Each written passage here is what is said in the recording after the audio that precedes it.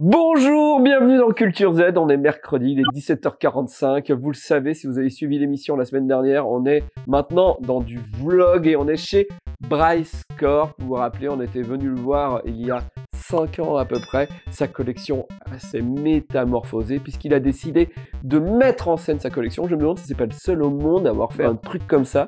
Voilà, donc on avait vu une chambre des années 80, on a vu un bureau des années 90, des bureaux même, plusieurs types de bureaux. Et là, aujourd'hui, on va découvrir un magasin de jeux vidéo des années 80 et il semblerait d'autres surprises. On y va, c'est parti. Donc là, on a une sorte de passage secret et on passe au Japon.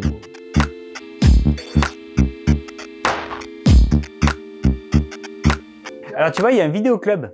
Ah ouais, Vidéo 2000. Vidéo 2000, ouais, un vidéoclub. Alors tu peux passer dedans vite fait.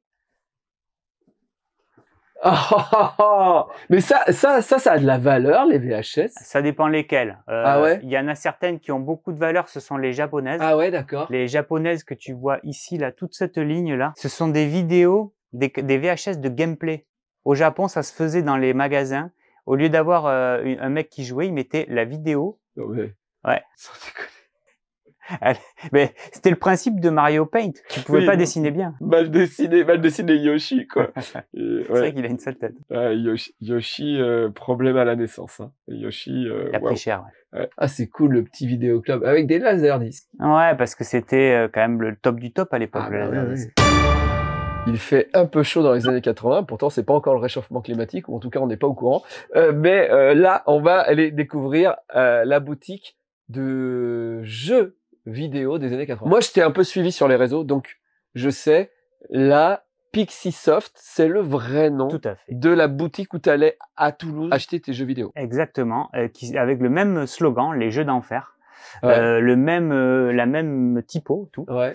Et c'est le magasin qui m'a fait découvrir les jeux d'import. Donc pour moi, c'est très important. Donc c'était un magasin où on avait les jeux d'origine française, les originaux. Donc ce que tu as mis dans la vitrine de ta boutique, mais aussi donc les jeux Neo Geo d'époque. Là, si tu veux, la vitrine, elle est à peu près comme elle l'était dans les années 80, sauf que lui, il était pas du tout axé sur la Nintendo, ce qui était vraiment très particulier. Ah ouais. Il avait une spécificité, c'était que c'était un magasin pratiquement que Sega. Et donc, moi, je l'ai découvert, tu sais, c'était l'époque où on faisait du sport et dans les vestiaires, il y a un gars qui me dit « Va près du pont, en centre-ville, il y a un magasin qui vend que des jeux vidéo. » J'avais jamais vu ça, moi. J'ai acheté au supermarché ou dans les catalogues, la Redoute. Bien sûr. Et là, je voulais ce jeu, Wonder Boy 3. Qui est très, très bon. Qui est génial. Et je le cherchais et le mec me dit « Mais tu vas le trouver là-bas. » Et j'arrive, il était exactement là, dans la vitrine, en vitrine, il était là, il m'attendait. Et après, j'ai passé la porte et je pense que ma vie a changé à partir du moment où j'ai passé cette porte, parce que j'ai découvert tout ce qui allait être ma vie d'aujourd'hui, quoi. Voilà, donc je te laisse y rentrer. Avancée des travaux dans la salle d'arcade. On cherchait une mini banquette pour mettre en face de ma table cocktail, ma table de jeux vidéo cocktail. Le problème, c'est que le prix des banquettes sur internet, c'était autour de 400 €. C'était un peu cher. Et le soir, ma mère m'a dit quoi? C'est trop cher et c'est facile à faire, donc on va en faire une. Et donc, regardez. Tu as fabriqué cette banquette sur laquelle tu es assise. Oui.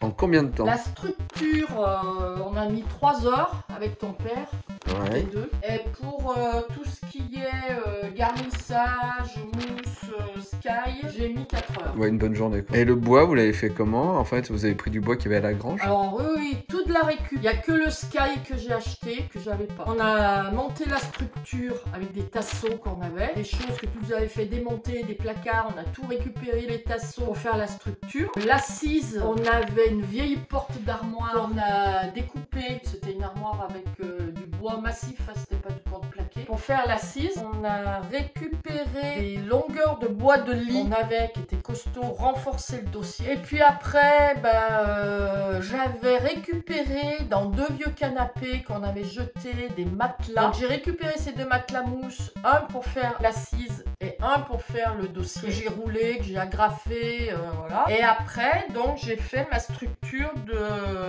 avec mon sky. Donc j'ai habillé tout le canapé avec le sky et en dessous j'ai agrafé, cousu. Et Et t'avais déjà fait un fauteuil? Une banquette complète, non. Par contre, j'ai recouvert beaucoup de canapés, refait des canapés, structures existantes. Et je m'arrête là-dessus. Vous voyez cette borne d'arcade, elle est vieille et surtout, normalement, il y avait un sticker entre le verre et l'écran pour le protéger, puis il y avait écrit le jeu qu'il y avait à l'intérieur, etc. Du coup, je me suis dit que c'était un peu moche et que pour bien finir la salle d'arcade, ça serait pas mal d'avoir un truc graphique un peu joli et puis mettre le logo de Culture Z dedans caché. J'ai fabriqué moi-même sur Photoshop. Je suis allé chercher des images sur internet du premier Donkey Kong, voilà, en bonne qualité. J'ai rajouté le logo Culture Z refait par Rob et l'imprimeur vient de l'envoyer puisque j'espère que c'est les bonnes tailles. Je suis nul en taille.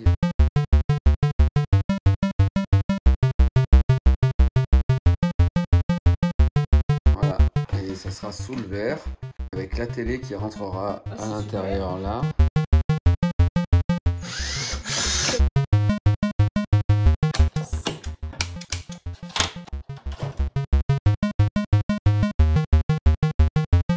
Voilà. C'est parti.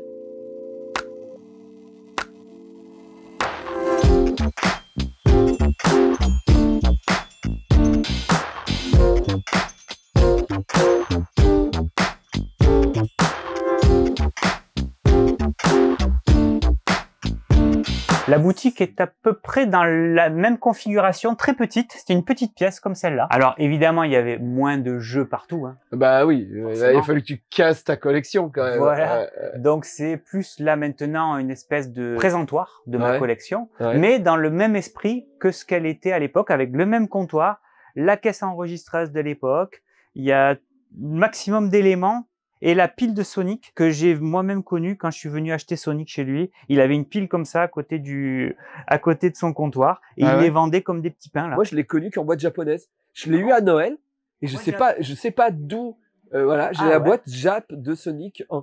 D'accord. Ouais, en très bon état, tu vois, mais ouais. Et j'avais l'adaptateur. Alors moi aussi, là, je fais la collecte. Là, je suis tombé dedans. Moi, c'est mon dernier truc. Hein. C'est avoir tous les Game & Watch. Mais bon, il y en a un que j'aurais pas, c'est Egg. Attends, ça me dit rien. Bah, Egg, c'est un Game & Watch où tu joues un loup qui vole des œufs à des poules. Ah ouais. Voilà. Il coûte 1000 €. Ah bon? Ouais. C'est peut-être pour ça que je le connais pas. Bah ouais, parce que dans le monde entier, il est sorti sous le nom de Mickey. Ils ont eu la licence de Mickey à l'étranger, mais je sais plus, au Japon, il y a eu un problème.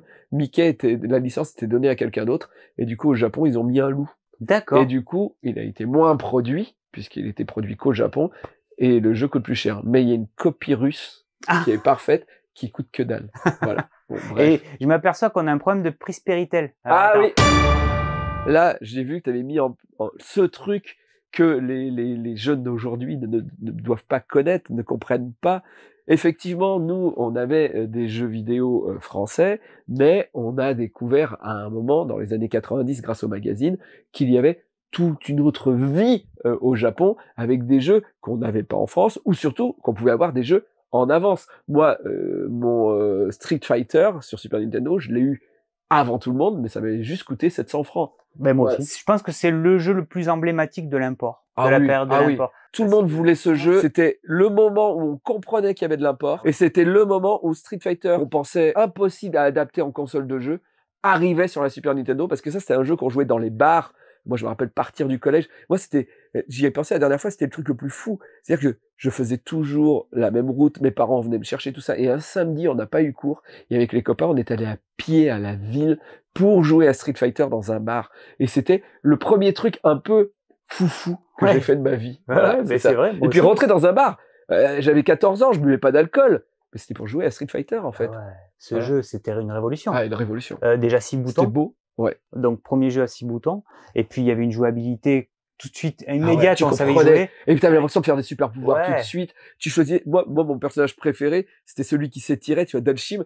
Mais plus jamais j'ai joué Dalshim après, mais à l'époque je faisais, ses membres s'étirent, il doit être plus fort. Ben c'est ça. Et puis il y avait un truc qui était génial aussi, c'était que c'était un des premiers jeux où il fallait faire une manip, tu sais, pour faire la boule de feu. Pour faire un super pouvoir. Mais tu n'y arrivais pas forcément immédiatement. Mais quand tu maîtrisais, t'avais l'impression d'être vraiment, t'avais trop la classe. Et donc ces jeux, il fallait des adaptateurs pour pouvoir y jouer. Parce que ta console française, elle avait peut-être pas la possibilité de lire la cartouche. Donc, il y avait des adaptateurs où tu mettais une cartouche dedans et pour pouvoir jouer sur ta console française. La japonaise, cartouche ici, et une européenne qui servait de cheval de Troie à la console pour faire passer l'import japonais. Exactement. Voilà. J'ai joué à Zelda comme ça. Et avec Trex, quoi. La première console avec écran de MB. Ouais. Donc Milton Bradley qui faisait des jeux de plateau magnifiques dans les années 80. Bien sûr. C'était connu pour ça. Piège. Ouais, par exemple. Ouais. Ou les Mystères de Pékin. Mystère de Pékin, ouais. Qui est devenu moins raciste aujourd'hui. Ah Ils ont oui. changé les jeux de mots. J'ai pas vu. C'est vrai que j'ai. Ou son métong n'y est plus, je crois.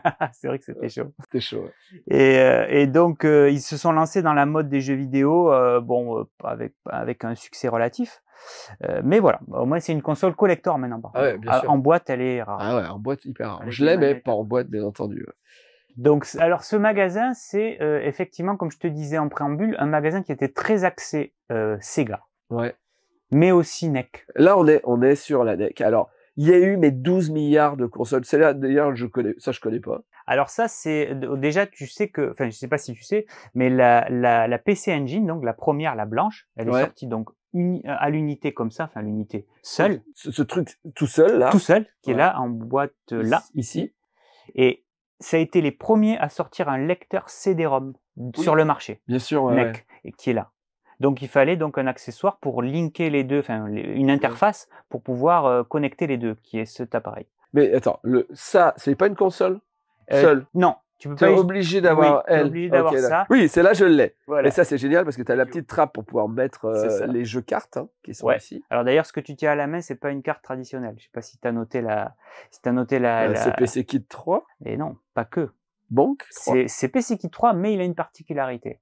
Alors si tu sais lire le japonais. Non. Et non. Donc tu noteras que ici, il y a 3 kanji. Ces 3 kanji-là, quand tu es collectionneur de jeux vidéo, vaut mieux les connaître. Ne pas les vendre. C'est not for sale. Ah oui, d'accord. C'est le truc de boutique où le jeu tournait en boucle, c'est ça? Entre autres, ça pourrait être ça, sauf que celui-là, c'était des jeux que tu gagnais sur les concours. Ok. NEC organisait des concours, enfin NEC, Hudson Soft organisait des concours. Les créateurs de Bomberman. Entre autres, de tous les shoots, les voilà, les shoots mythiques, Final Soldier ici, Gunhead, Soldier Blade, les Bomberman, on en parlait. Bon, ça, c'est pas la même chose. Donc voilà, ça, ce sont 5 cartes, les 5, tu vois, avec les mêmes, les 3 petits kanji qui étaient que dans les boutiques ou que à gagner. Que dans les conventions dans lesquelles ils organisaient ces concours et les gagnants gagnaient ce jeu. Donc tu vois, il n'y a même pas de boîte, ni de notice. Ah, waouh. Sauf que il y a une version de ces jeux que l'on pouvait gagner sur les concours qui est ici. Darius. Ouais, donc tu vois, on retrouve les 3 mêmes kanji qui est en boîte. C'est le seul en boîte avec, il n'y a pas de notice, mais il y a quand même une jaquette. Okay. Et celui-ci qui est un des plus collectors de la NEC. Maintenant. Ah ouais? Ouais, celui-là, il est très très rare. Et le plus rare, si tu le veux encore plus rare, c'est quand tu l'as avec la feuille de Hudson Soft signifiant que tu as gagné le concours. Il y a un mec qui l'a. Un collectionneur ou peut-être plusieurs collectionneurs. Moi, je ne l'ai pas, mais en tout cas. Ça coûte combien, un truc pareil? Ça, je dirais avec le papier dans les 3 000 €. Ah ouais. À peu près, je dirais. Là, il doit valoir quand même dans les 1 500 € maintenant. Ah, 1 500 € le jeu 8 bits, c'est pas mal. Ouais. Je pense que c'est un des jeux les plus chers de cette console. Ah oui. Ouais. Ah ouais. Parce que. Et donc là, on a que du Namco, là. Et avec la première console portable couleur. Qui était incroyable. Non, mais elle avait un level. Elle terrassait tout sur le marché. Il faut se souvenir qu'à l'époque, il y avait la Game Boy. C'est la puissance de la Game Gear. En fait, c'est une Game Gear, quoi. Alors, c'est un peu plus puissant qu'une Game Gear. Parce que la technologie NEC, c'était une technologie hybride 16 bits, presque 16 bits. Ouais, c'est ça. Et donc, elle affichait quand même beaucoup plus de couleurs. Et puis surtout l'écran, la qualité de l'écran. Parce que NEC, pourquoi ils étaient si forts? C'est que c'était des concepteurs de matériel. Alors que Sega, eux, ils étaient concepteurs de matériel d'arcade, mais la console était plus cheap. Alors que là, la technologie, c'était le top du top de l'époque. Ah ouais, c'est sûr. Et puis les jeux de baston étaient pas mal aussi dessus. Ah bah ouais, c'était. Donc là, je suis gérant de la boutique. Voilà, bonjour. Bonjour, bienvenue. Alors du coup, mais t'as même des tickets d'époque? Ouais, c'est le rouleau d'époque. Alors, je peux l'allumer si tu veux, la caisse enregistrée, si tu veux entendre le bruit. Ah bah oui. Alors, moi, ça me rappelle plein de choses, mais la question, c'est est-ce que Eleanor, ça lui rappelle quelque chose? Non, Ça me rappelle. Mais on dirait qu'on est au 18e siècle, là. Ouais, elle nous prend pour des débris. Alors vraiment, je pensais avoir une réaction, mais me faire insulter comme ça. Non, mais attendez, j'ai connu les francs, moi, jusqu'à mon entrée en CP. Mais attends, c'est quoi ça? J'ai connu les francs jusqu'à mon entrée en CP. Elle continue. Attends, redis ce que t'as dit. Moi, j'avais des francs pour... Le caddie? C'est ce que j'adore avec elle. C'est que tu vois, tu t'en prends plein la gueule et elle s'en rend pas compte. C'était ça, et quand on est passé en euros, je comprenais plus. Non, c'était ça pour ton caddie, c'était 10 francs. Ah ouais, tu crois? Ça, c'est 5 francs. Ouais, les 10 francs, c'est les C'était plus les 10 mythiques, francs. hein. 10 francs, c'est mythique. Ouais, le 500 francs. Qu'on appelait le Pascal. Le Pascal, bien sûr. Bah, parce Parce que que c'est c'est- Pascal dessus. C'est pour ça. Mais ça, Ça franchement, te dit rien, ça. on n'en avait pas tous les jours. Hein. Ah non. Cette valeur, c'était un jeu vidéo. Ah oui. Souvent, c'était ça. Oui, c'est vrai. T'avais un billet de 500 balles, C'était un jeu Super Nintendo. un jeu Super Nintendo ou un jeu d'import. Ouais, c'est vrai. C'était ça. C'est une valeur de combien aujourd'hui? 500 € à peu près? 70 euros, Ah, c'est ça, en fait, du coup. Ah, mais du coup, à peu ouais. près. Ouais, ouais. Enfin, avec l'inflation. Oui. Avec l'inflation. Mais en vrai, moi, mythique celui-là. Ouais. Et moi, c'est celui-là parce que ma grand-mère me donnait tous les samedis Le 50 50 balles. francs. Bah ouais. Alors d'ailleurs, mon père, pour te dire, j'ai dit oui, il a même dans sa collection, Bryce, des billets. Et là, mon père me fait, moi j'en ai des vieux billets s'il veut me les acheter. Ah bon? Ouais. Et je fais, bah, je pense pas, mais je lui dirai. Et par contre, ça vaut rien. Ah, papa, ça vaut rien. Pourquoi avoir fait cette boutique? Alors, déjà, plusieurs facteurs. La première chose, c'est que j'en avais marre de voir mes jeux sur des vulgaires étagères. Et je voulais vraiment que les jeux soient présentés tels qu'on pouvait les voir c'est fou, à l'époque. là. C'est fou, ouais. Donc, On c'était y est, ça là. mon objectif. Mais Ouais. pour toute cette collection, c'est-à-dire Ouais. chaque objet dans son jus, en gros, Ouais. dans le décor. Ça, c'était le premier objectif. Et le deuxième, c'était ce magasin, comme je te disais aussi un petit peu au début, c'est un peu grâce à ce magasin que j'ai pu réussir à confectionner cette collection, partir au Japon, vivre au Japon, être importateur de jeux vidéo, tout ça. Je l'ai fait parce que j'ai découvert les imports ici. Des C'est gens un me bout demandent- de ta vie. Ouais, c'est un bout de ma vie et j'ai la chance d'être encore ami avec le patron de ce magasin. Et donc, quand on vient ici et qu'on parle ensemble dans ce magasin, forcément, tu peux imaginer ce que ça provoque comme sensation de nostalgie. Et ça t'a fait revivre des moments que vous aviez peut-être oubliés? Ah ouais, Ah ouais. lui surtout, parce que Ah. moi, j'ai pas oublié grand-chose. Oui, bien sûr, parce que toi, c'était le début. Et ouais, toi, c'est ça. toi, c'est ancré. Lui, c'était son travail. C'était son quotidien. Ouais. Et moi, pour avoir travaillé dans une boutique de jeux vidéo, je m'en suis aperçu, mais plus dans les années 90 après, c'est que quand tu travailles, t'as pas la même sensation que quand t'es client. Ouais. T'es plongé dedans et finalement, sûr. t'as tout sous et tu joues moins déjà. Bien sûr, bien sûr. T'as moins envie des choses. Et tu sais, moi, j'ai commencé ma carrière comme graphiste et j'étais à fond sur les animés japonais parce qu'en plus, moi, j'ai connu ce gap où on avait le Club Dorothée et puis peu à peu, il y a les séries qui sont arrivées sur Canal ou les trucs en VHS qu'on a commencé à connaître en France, Bien sûr. dont attends, comment ça s'appelle, Cowboy Bebop, tu vois, ces trucs-là. Et là, j'étais à fond sur les animés japonais. Et je suis rentré chez Kazé et je suis devenu graphiste pour Je me Kazé souviens. et faire du DVD. T'as fait Bleach, non? Et j'ai fait Bleach, ouais. Ouais, La- les boîtes en les boîtes métal. de Bleach, ouais, Ouais, que ouais. j'ai vendues, moi, en tant Ah que ouais. grossiste. Bah voilà. Comme toi. Et là, ça m'a dégoûté des animés. C'est-à-dire Ah bah oui. que j'étais obligé d'en regarder les soirs. Voilà. J'étais obligé de m'acheter ça. Et j'ai eu une surdose et je me suis remis aux comics à cause de ça ou grâce à ça, je ne sais pas, mais saturation. Et aujourd'hui, j'arrive à me remettre dans le manga un peu. Mais voilà, c'est vrai que quand on est trop dedans, voilà. Mais moi, attends, je reviens sur ma question. Parce que ma question est un peu plus perverse que ça. Mhm. Quand je te dis pourquoi tu as fait ça, ok, c'est un lien avec ton passé, c'est un lien avec ta collection d'aujourd'hui. Mais t'es pas obligé de me répondre, mais moi, je me suis posé la question sur pourquoi je collectionne. Toi, à ton avis, pourquoi tu collectionnes? Pourquoi autant? Tu te rends compte que c'est un peu fou. Alors oui, je pense que c'est même excessif. Oui. Ça c'est sûr et certain.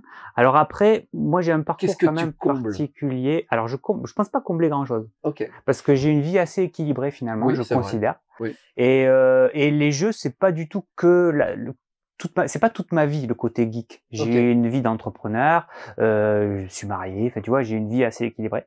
Et alors par contre maintenant, je m'aperçois que comme j'ai une fille, transmettre ça, La transmission. là, c'est quand même quelque chose que j'avais pas anticipé. Et quand je la vois jouer à des vieux jeux, connaître un peu les jeux rétro, tout ça, là, ça touche quelque chose que j'avais pas anticipé, tu vois, et qui est, quand j'ai fait ça, je pensais pas à ça, Mais de le constater, c'est assez magique quand même.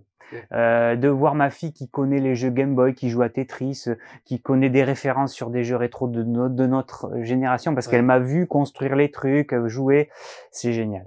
Donc ça c'est top. Et après comme j'ai été grossiste, j'ai eu des plans que personne n'avait. Donc moi je me vois plus comme un comment on peut dire ça, une mémoire, un curateur. On a vu beaucoup de choses, on a appris même beaucoup de choses. Et ben la semaine prochaine, on va aller découvrir la boutique des années 90, plus d'autres choses. Je crois que tu as des surprises en plus. Ouais, il y a d'autres trucs. On se donne rendez-vous mercredi prochain à 17h45, toujours dans la collection de Bryce Corp. Bisous.